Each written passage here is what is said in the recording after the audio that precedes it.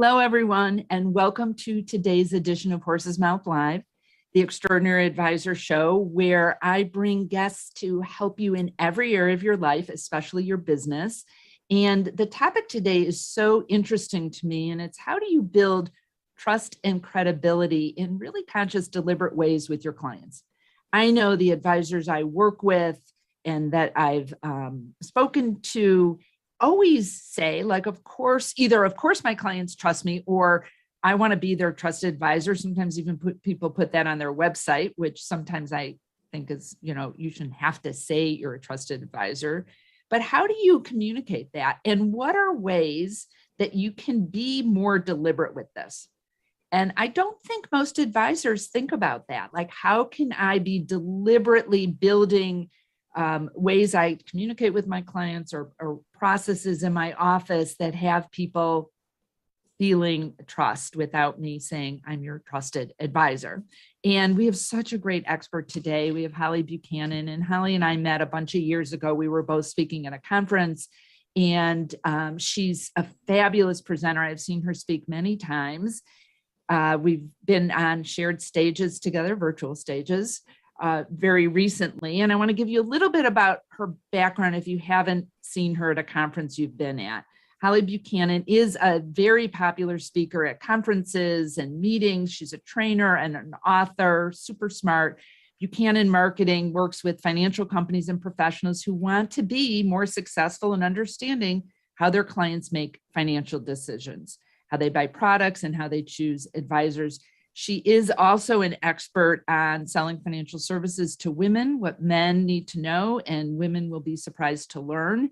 And her research, we've had her on the show before to talk about communications, and her recent research on what are advisors doing that are either hurting relationships or what makes clients actually decide to hire you is fascinating. So Holly, thank you so much for being on the show. I'm delighted to be here. We always have a good time, Alan, so it's great. Yes, we do. Yes, we do for sure. So you found in your research that advisors overrate themselves in terms of how satisfied their clients are. Why do you think that is? Well, I think we all think that we're really good at what we do, and that's largely true. But there is sometimes a disconnect between how we see ourselves and how our clients see us. And clients aren't always forthright about sharing that. Like my expertise is, what does it look like from the client side of the desk? I spend time with clients talking to them, why did you choose your advisor? What do you like about him or her? What don't you like? Why did you fire your advisor? And the number of times I say, did you share that information with your advisor? And they said, no, it's kind of shocking. So even if you're doing a very good job, there's always room for improvement. But it comes back to, I think that disconnect is your clients aren't always going to be forthright, especially trust and credibility are won and lost in small moments. So a lot of times we miss what's actually happening. Do you think clients are conscious of that? Because sometimes there is something that happened where you said something and it rubbed them the wrong way. But if you said that it's won and lost in really small ways, do you think that they're not communicating this with advisors because they're not even totally aware of what changed? It is, yeah. Because I'll give you an example. A friend of mine, Joe, very successful business owner, like he's just killing it. And so one of his colleagues said, Joe, like you're at a whole new level financially. You need a new financial advisor. And that colleague recommended his advisor. So Joe took the meeting and I asked, and he decided to go with that advisor. And I said, Joe, what made you decide to work with the advisor? And he had to really think about it. He said, the first impression wasn't great because this advisor was kind of an alpha male, it's a fancy suit and tie. And like, that is so not Joe. That's not how he rolls. So, he kind of stereotyped the advisor. But Joe said, we were walking down the hallway and he saw a crumpled up piece of paper next to the waste paper basket. And he stopped and picked it up and put it in the basket. And Joe, because he had to think about it, he said, that sent me the message he wasn't waiting for his staff to clean up, and that he paid attention to a detail. So like Joe's a really super smart, self-aware guy, but he had to think about it. But he was like, yeah, I could tell you the exact moment. Something as little as that, where not a great first impression, but the advisor, and I'm sure that, and I'm not saying that advisors should have crumpled up paper next to your waste paper baskets, but it's just an example of sometimes a small thing can have a big effect. It's interesting to me in that story, because you'd think the first impression was this guy's professional, all suited up. I bet his office is meticulous. And for some clients, that would be a great first impression, but not for all clients. So what do you think advisors need to know, or how do they tell if they're winning or losing trust with clients, if a lot of things are that either unconscious or small? Well, a couple of suggestions on that. One is a lot of advisors have a team around you. And if your team are involved in any of your client communications or meetings in any way, I'm a big fan of, and specifically like right after a meeting or interaction, just checking in with team members and saying, was there anything I could have done better? Like if you were me, when you're asking for feedback, I think it's really important to ask for something specific. Like, hey, do I do a good job? Do my clients trust me? Like not a great, people would struggle with that. But after a meeting, like sometimes people can pick up on body language. Like it happened to me. I was in a meeting with a colleague and with a Fortune 500 company and around the conference table. And afterwards, my colleague was like, that reading was great. We're going to get the business. And I said, are you open to some feedback? I said, I think I picked up on something. And he was like, okay.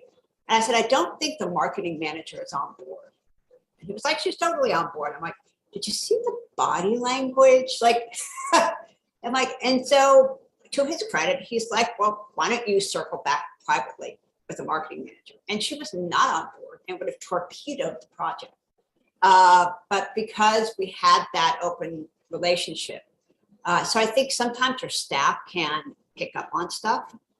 So that's just one example. And the other thing is people don't like giving feedback because if it's not good, the person could have a bad reaction and push back against you, especially if it's someone superior to you in rank. So I'm also a fan of just asking for advice for their opinion. Like, hey, do you have any advice for me? I mean, we have these wonderful forums like we're in now where advisors can ask each other and say, hey, I was in this situation. If you were me, what would you have done? How would you have handled it? So really take advantage of that to get different perspectives. What I love about asking for, is there anything I could have done better in that, is that the advisor would be modeling to his or her team that this is how we roll. We want to get better all the time. That their opinion matters, even if there's someone working for you. And it made me think one of the coaches, mentors I had years ago said when she does interviews like this, she'll always ask at the end, is there anything I could have done better? And I do that now when I'm being interviewed or if I've spoken somewhere. And sometimes I learn things that I never even knew were important. And otherwise, and sometimes they're like, no, it was awesome. And then I, feel good about it. But either way, it shows that I care about it. So I love that for so many reasons, for asking for that from your team. You've talked about trust and credibility. Like maybe you could talk about the difference between those and the roles they play in working with clients. Yeah, there are two sides of the same coin. Credibility is, do you know what you're doing? Do you have expertise? And when you look at different personality types, there is that more type A, a lot of executives, they're like, just get to the facts. and they're all about opportunities. And they're problematic because they think, I can invest myself, like I can pick stocks. So when you're talking with them and winning credibility, you have to be able to demonstrate there are opportunities I can bring to you that you might not know about. Like, here's expertise that I have, that you might not have. So credibility is really, do you know what you're doing? An example of that would be, like, I was talking with a young female advisor about how she runs credibility. And I just polled the room. I'm like, how many of you have ever been asked, how long have you been doing this? And, hands went up all over the place. And I'm like, what are people really asking? Like, what do you think? If someone said that to you, what do you think they were asking? What are they really asking? Do you know what you're doing? Do you know what you're doing? And so I say, come prepared with something other than just a number. So what this advisor shared, she said, I have a special needs son. And she said, I have mastered the legal system around this, the special financial issues that we face. And one of her target markets is families with special need kids. So this is a way she can get around, she's young, she's female, hasn't been in the business long, but this is some expertise that can win her credibility with her market. So that's like a credibility issue. A trust issue is more, are you going to do the right thing for me? This is where they really have to know, like the number of clients I talk to who still don't know how their advisor gets paid. And that goes to that, conflict of interest. Like, is the advice you're giving me in my best interest? And trust is also, do I like you? Like, do I see you as a human being? Like, for example, I was doing training for some long-term care insurance salespeople.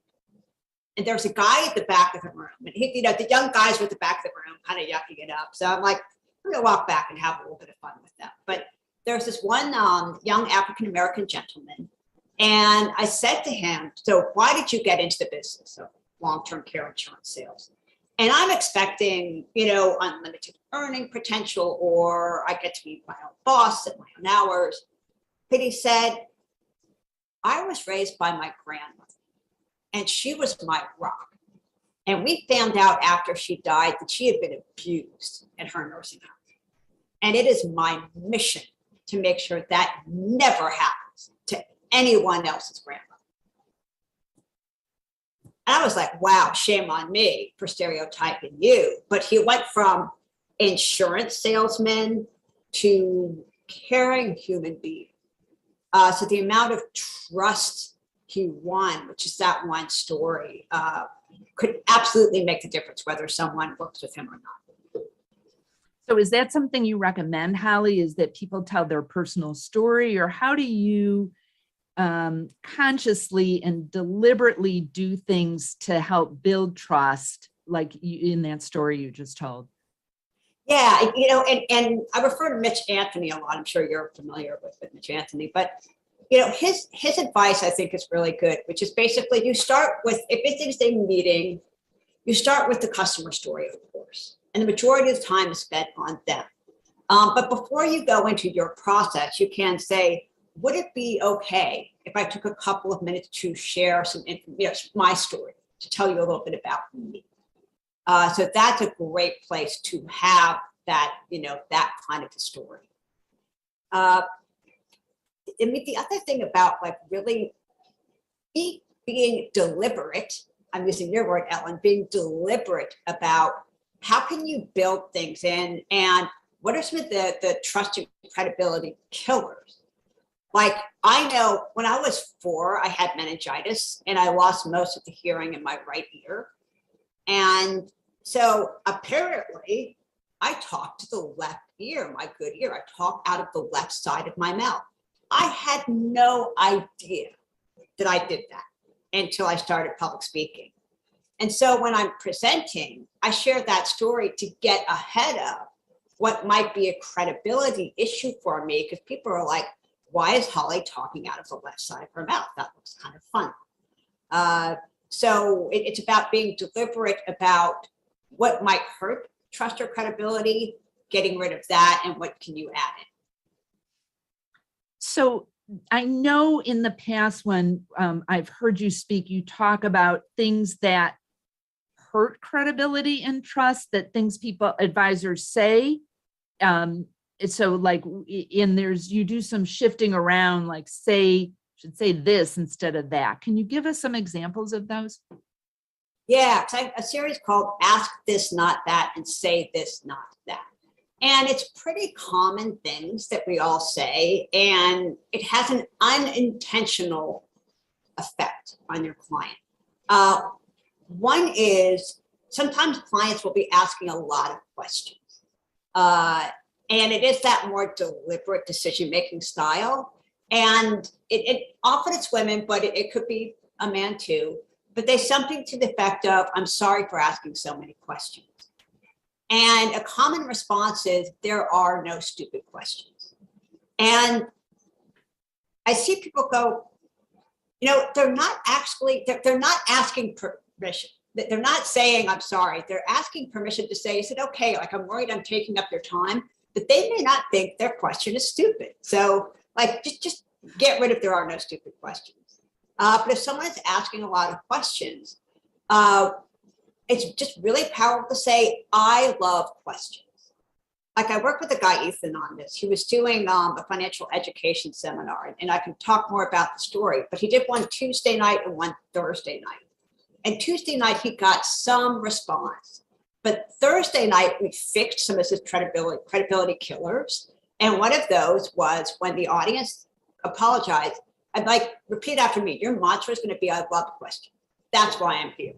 And he was so good Thursday night, welcoming the questions. And even he was like, do some of you, would you like to know what a mutual fund is? Because we think everybody knows what a mutual fund is. But some people were like, actually, yeah. He's like, great. And he was just so open to it. So he sent the message, I'm trustworthy. I'm not going to call you stupid. So that's one. Another very common one, and I really struggle with this one, is you've just explained something and you say, does that make sense? What's the message you're saying? You're patting yourself on the back. Yeah, did I do a good job of explaining that? Yeah. And so people pick up on that. Like, how many people have raised their hand, said, no, I'm a complete idiot. You did a terrible job of explaining that. I didn't get it at all, right? Never happened. So I'm a big fan of, when you're explaining things, do it in a chunk and just pause and say, what are your thoughts? I'm going to pause for a moment, because you'll see the thought bubble. Like sometimes they say, are there any questions? And you'll see them go, no, that's okay. Keep going. But there's a thought bubble there. So just pause and say, I just want to pause. What are your thoughts? To get that thought bubble, you want to know what's going on in your head. That's great. And from a communication standpoint, it also allows them, if you don't do that, then you're going to be on to the next thing. And they're thinking like, I'm not sure if that makes sense for me, or I don't understand that. And they're not going to track with whatever else you want to share with them. So I love that. We talked before the show got started about how there are still the need to have conversations about how to talk to women clients, which both of us have been doing this a very long time. It's infuriating to me. Like, why are we still talking about that? It's so ridiculous. But it goes to sometimes, well, we all have unconscious bias about lots of things. It's unconscious. And can you share some examples of ways that advisors are still saying things that are putting off their female clients? Yeah, and I do want to acknowledge that, we are in a different area, that advisors want to do a good job. They want to work with women and do a great job of serving them. And, the smart advisors know, like the boomer women are going to end up with all the money. Like they're inheriting from the last generation that has money. They're outliving their husbands. All the money goes to them. They're divorcing, getting half. They're earning more money than ever. So there's a huge, I see a huge shift in saying we want to do a good job with women. I think some of it is just we're kind of trained, like if you have business just with the man and you want to bring the woman into the process, the typical thing that you say is, what if something happened to you? Would she know what to do? And while that may be effective with the man, it sends the message to the woman, you are so unimportant. He would have to die for us to actually value having you as part of this process. So, I'm a big fan of just saying, these are financial decisions that affect your family every day. And, you are you are absolutely necessary in these meetings. I do want to acknowledge that sometimes second marriages, people are keeping accounts more separate. But I do think that there's a way, even if you're not going into the numbers, to have that meeting with all the people just to talk about how, because our money affects all of our decisions, and just to make them feel important. Yeah. I love that. And to be really clear and wanting them there, because I'm also thinking that question of, if something happens to him, will you know what to do, infers that he's the keeper of all the financial information. And in lots of the clients, when I was working with individual clients, more times than not with my clients, the woman was the one who had all the financial information. He would have been the one that would have no idea what would happen if something happened to her. So this not making assumptions is, of course, really important. Are there certain questions that advisors can ask in their meetings with clients that help to build trust and credibility? There are, but I actually want to talk to you first, Ellen, about and ask that question of you, because you do a lot of really great things, how you set your meetings up and some of the questions that you ask. Would you mind sharing first? Because I think you do some amazing things. Are you like setting the intention? Oh yeah. So and some of the questions that you ask about, yeah. So I think this is where I thought you were going with this question, Holly. Before I do, either if I'm on a panel with someone or before all these interviews that I do on Horse's Mouth Live, I always ask, like, what's your intention for this? And I have very generous people on as guests. So they're never like, oh, that I get 20 new clients. Like, it's never that. Of course, they're wanting to share their expertise, but it helps set the stage for how you want things to go. And one of the things when I'm advising advisors about how to run meetings is also to, like, what is your intention? What's your intention from this call that you have or the Zoom meeting?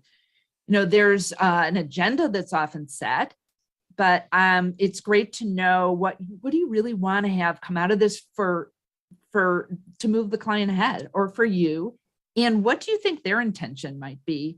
So I love to ask or to suggest to people that they ask what their objective is for the meeting as well, because I think sometimes, especially super organized advisors, can come in with their agenda, and that's awesome.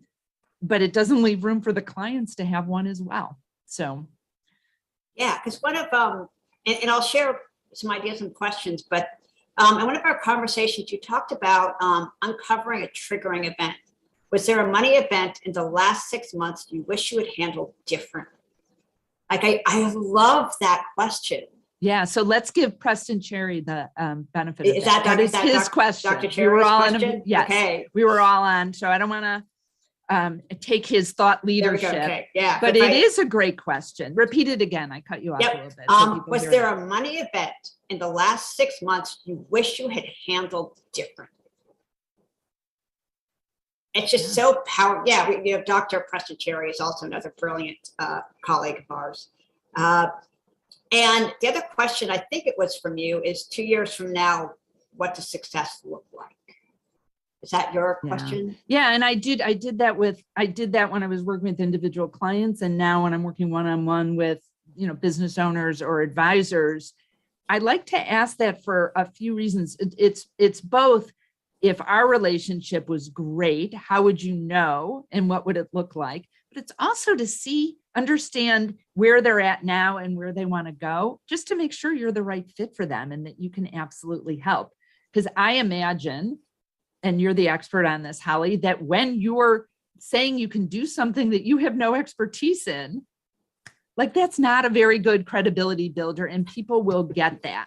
I think that people have senses, their spidey senses go up, even if it's not conscious. When you're saying something that you don't believe, they hear that you don't believe it.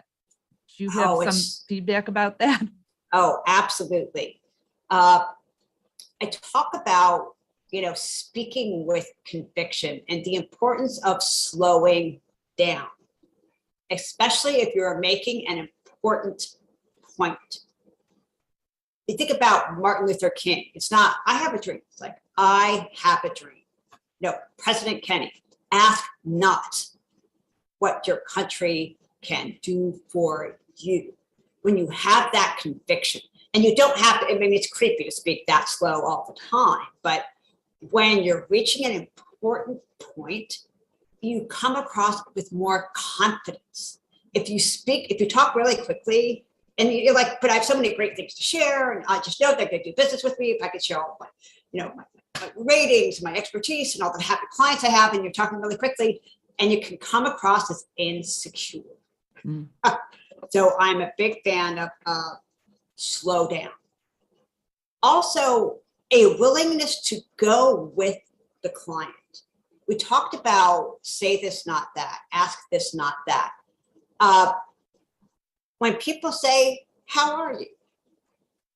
Is there a more totally useless question right now? I mean, does anyone know how to answer that question? I mean, do you lie and say, fine? It's a really difficult question. So I'm a big fan of starting with, what's going on in your world? Like if it's an existing client, hey, any changes that have happened? Are there any big decisions coming up? If you just, what's on your mind today? Like if you're, when you're coming in here today, what's on your mind? Is there anything you're concerned about? Those are all much better questions than how are you? And to your point, Ellen, it lets them kind of start with their agenda. Because if something is on their mind, that thought bubble, you want to get that out. Yeah, beautiful. I love that. Holly, this is such great information. I love how tactical and practical you are with this. And I really appreciate the conversation about how do we be more conscious and deliberate in building those relationships we know we want to have to serve our clients the best. So thank you so much for being here with us today. Oh, always a pleasure. Always a pleasure. So if people want to connect with you to learn more, if they're bringing in speakers for conferences or want to learn more about the work that you do, where would be a good place to find you? HollyBuchanan.com. So it is HOLLY, B as in boy, UCHANAN.com. It's got my speaker information. You can send me an email. You can also find me on LinkedIn and on Twitter. And I love feedback. And as you can tell, I am a gatherer of stories. So I'm always very interested to hear from advisors and their teams on what are you running into? What are your concerns, especially right now in such a volatile world? I'd love to hear from you. Great, good. And just feedback, you're awesome today. So thank you. So are you. Thank you for setting a positive intention for today. I really like that.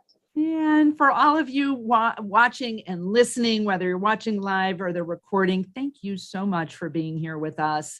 Again, my name is Ellen Rogin. You can find out more about me at ellenrogin.com. That's Rogin. And if you go to ellenrogin.com/horse's mouth, you can download my special report, What Extraordinary Advisors Know That Others Don't. And so the question to ponder today is, how big of a positive impact are you willing to make, and how are you deliberately building trust and credibility with your clients? And remember, be great and create great every single day.